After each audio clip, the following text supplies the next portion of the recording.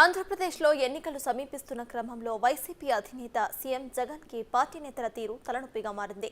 ఇప్పటికే వైసీపీలో మార్పులు చేర్పుల కారణంగా కార్యకర్తల నుంచి విమర్శలు వస్తున్న క్రమంలో ఇప్పుడు ఏకంగా ఎమ్మెల్యేలు, మంత్రులే ఒకరిపై మరొకరు కౌంటర్లు వేసుకోవడం హాట్ టాపిక్ గా మారింది.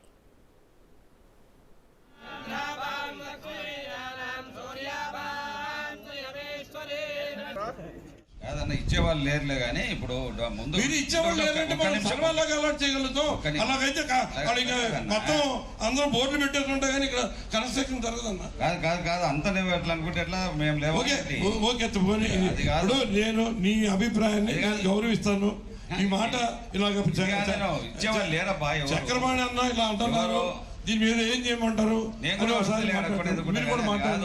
మీరు బోర్డు ఎందుకు ఇంకా పని లేకనా బోర్డు ఉండేది ఇంకా దానిలోకి ఎందుకు వాళ్ళు పాస్ చేయడం ఎందుకు దానికి బోర్డు ఎందుకు ఇంకా చేసిన తర్వాత బాగుంటుంది కదా.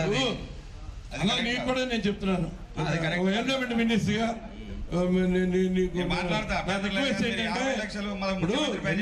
బోర్డు అన్నది ముఖ్యమంత్రి పైన చెప్తే సర్వాధికారం మాదే అనుకున్నట్టుగా కాదు. బోర్డుకి కొంత పరిధి ఉంటుంది. ప్రభుత్వం పరంగా ముఖ్యమంత్రి స్థాయిలో తీసుకున్న నిర్ణయాన్ని ఏమన్నా ఎవరు మళ్ళీ డిబేట్ చేయడానికో క్వశ్చన్ చేయడానికో బోర్డు ఉందంటే టెంకాయ కొట్టగానే 25 లక్షలు దానికి ఎందుకు పెట్టాలా? నువ్వే ఇస్తానంటున్నావు మళ్ళీ వాపస్ ఇస్తానప్ప. నువ్వు డబ్బులు ఇవ్వకు 10 లక్షలు నెగిళ్ళే పెట్టుకొని టెంపులే వద్దు రిటర్న్ అయ్యదు.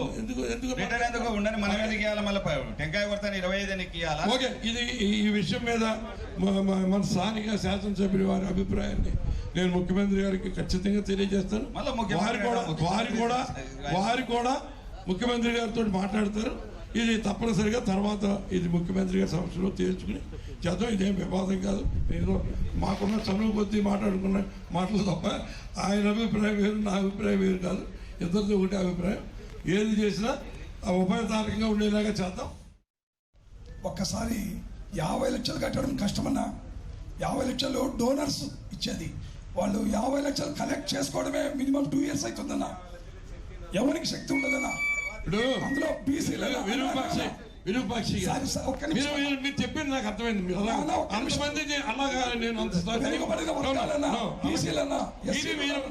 మీరు అసలు చెప్పింది అర్థం చేసుకోకుండా మాట్లాడితే నేనేం చేయలేదు.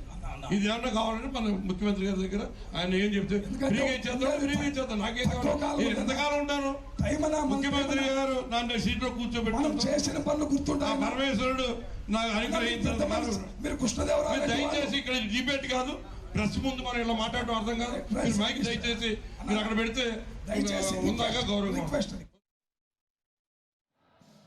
శ్రీశైలం మల్లన్న సన్నిధి వేదికగా వైసీపీ మంత్రి కొట్టు సత్యనారాయణ, ఎమ్మెల్యే శిల్పా చక్రపాణి రెడ్డి మధ్య సెటార్ల పర్వం నడిచింది.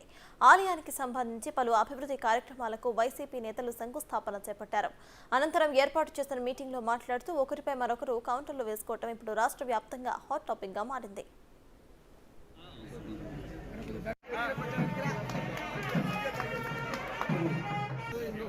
ముందుగా సభలో మంత్రి కొట్టు మాట్లాడుతూ ట్రస్ట్ బోర్డు మెంబర్ విరూపాక్షయ్య మంత్రి వ్యాఖ్యలపై స్పందించారు. దాంతో వెంటనే నేను మాట్లాడే సమయం మీరు మాట్లాడటం కరెక్ట్ కాదంటూ మైక్ కింద పెడితే బాగుంటుందంటూ కూడా మంత్రి సర్ది చెప్పే ప్రయత్నం చేశారు. కానీ ఆ తర్వాత కూడా మంత్రికి, ఎమ్మెల్యేకి మధ్య మాటల యుద్ధం నడుస్తూనే ఉంది. దాంతో చివరిలో మేమంతా కూడా ఒకటే అంటూ మంత్రి కవర్ చేసే ప్రయత్నం చేశారు.